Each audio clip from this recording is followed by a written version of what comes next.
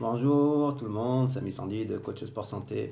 Un plaisir de vous retrouver. J'ai pris une semaine de vacances, donc ça fait du bien.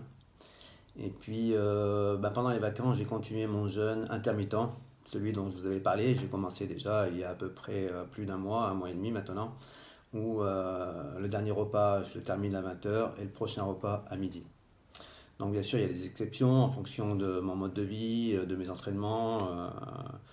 Je vais peut-être faire des petites exceptions en essayant de m'alimenter. Par exemple, si j'ai prévu une sortie running ou un entraînement plus ou moins intensif avant midi, à ce moment-là, je vais m'alimenter pour pouvoir avoir un peu de glucides, un peu d'apport protéiné, etc.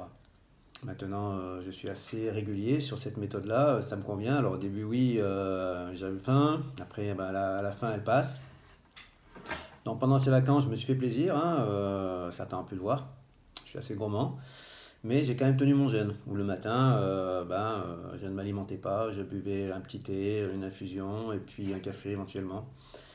Et donc c'était pas plus compliqué que ça, au contraire, j'appréciais davantage le repas de midi, en essayant de manger correctement bien sûr, avec encore une fois des exceptions, mais sur le reste de l'année, sans parler des vacances, parce que le reste de l'année, on essaie de maintenir une alimentation quand même assez équilibrée, avec un apport conséquent au niveau des protéines, des vitamines, des minéraux, pardon, des nutriments. Donc ça, faut pas l'oublier. On va vous parler de fente musculaire lorsque vous faites le jeûne. Est-ce qu'il n'y a pas, souvent on demande, est-ce qu'il n'y a pas des risques de fente musculaire? Alors le jeûne de 16 heures n'est pas assez long pour justement que on puisse attaquer la masse maigre, les muscles. Donc il faudrait un jeûne beaucoup plus long, voire au-delà de 72 heures d'après ce qui est dit, d'après les études qui ont été faites. Donc pendant ce jeûne justement, l'alimentation elle reste importante, c'est-à-dire que vous n'allez pas manger tout et n'importe quoi entre le jeûne, entre la coupure et la prise alimentaire. Il faut faire quand même attention. Encore une fois, on a besoin entre 0,8 et 1,5 de grammes de protéines par kilo de poids de corps. Donc là, il faut essayer de respecter ça, même si c'est pas toujours évident. Et puis, vitamines, minéraux, nutriments. Donc voilà, pas de fatigue. J'ai pu aussi faire des activités, hein, notamment lorsque je travaille, hein, de marche nordique, des activités modérées. Vous pouvez faire un peu de vélo, de la course à pied, pas très longtemps, de la marche, de la randonnée, mais vraiment de manière modérée, de manière à ne pas avoir un effort trop soutenu, que vous ne puissiez pas avoir de déficit en glucides notamment, et puis faire des petites hypoglycémies.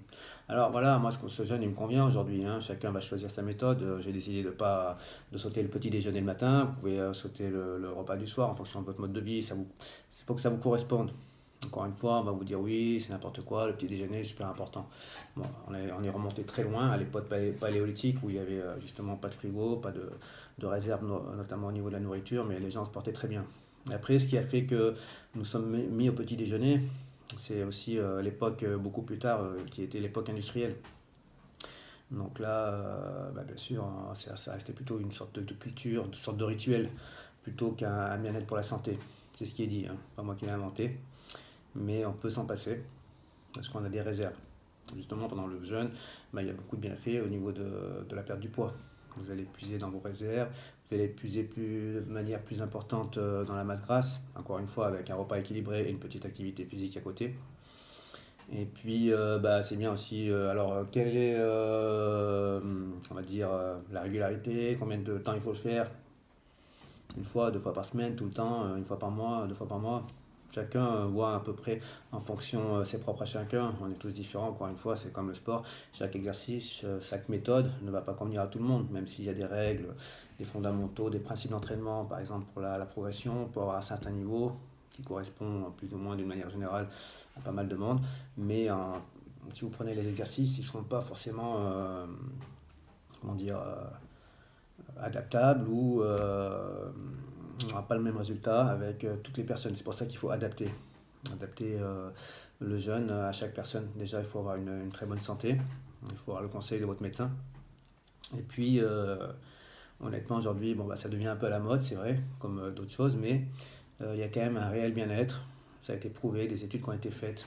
Pas moi qui en parle, ce sont les médecins, les spécialistes du jeûne thérapeutique. Et franchement, vous devez essayer, ça coûte rien, au contraire. Et un bien-être, je l'ai dit, perte de poids, un bien-être psychologique, hein, physiologique, psychologique, d'éveil, de mieux se sentir dans la vie de tous les jours, un bien-être cognitif. Euh, on parle aussi de bien-être inflammatoire, des maladies chroniques qu'on arrive à diminuer grâce à des jeunes bien spécifiques d'une certaine durée, encore une fois, qui doivent être suivis par des spécialistes. Il faut que ça vous corresponde. Mais vraiment, aujourd'hui, on n'a que du positif. Alors voilà, je ne vais pas vous dire il faut faire à tout prix ça, etc. Je l'ai testé, je me sens bien. D'autres personnes l'ont fait bien avant moi. On a vraiment des retours plus positifs que négatifs, notamment chez les personnes qui ont été suivies, qui ont eu des diabètes type 2, qui ont eu des inflammations tendinites, polyarthrite, qui ont vraiment ressenti les... Elles témoignent, hein, voilà, tout simplement on a leur témoignage, et puis on se rend compte qu'elles ont eu un effet très bénéfique. Donc on augmente les capacités d'auto-guérison au niveau du corps, donc ça c'est important parce que ces capacités on les perd là avec, on les perd petit à petit avec des mauvaises habitudes, de mauvaise alimentation, en prenant systématiquement des traitements pour pas forcément grand chose parfois. Donc ça vaut le coup d'essayer. Je vous dis pas que vous allez euh, forcément tout régler, mais en tout cas pas mal de petits problèmes ou améliorer votre bien-être dans la vie de tous les jours. Ça vaut la peine d'essayer, encore une fois. Et puis, bah, n'hésitez pas, faites-moi part de vos sensations. Et puis, voilà quoi. En tout cas, une restriction calorique, ça peut faire que du bien. On met toujours la tête au repos, mais jamais le corps. Et honnêtement, je pense que c'est super important si on veut détoxifier le corps, régénérer, et puis faire un petit nettoyage de l'intestin. N'oubliez pas, c'est le deuxième cerveau. Donc n'oubliez pas que celui-ci, mais l'autre aussi en a besoin. Il faut mettre tout au repos, un petit instant, de temps en temps, et ça vous fera du bien. Je vous dis ciao ciao, portez-vous bien, à bientôt, bye bye.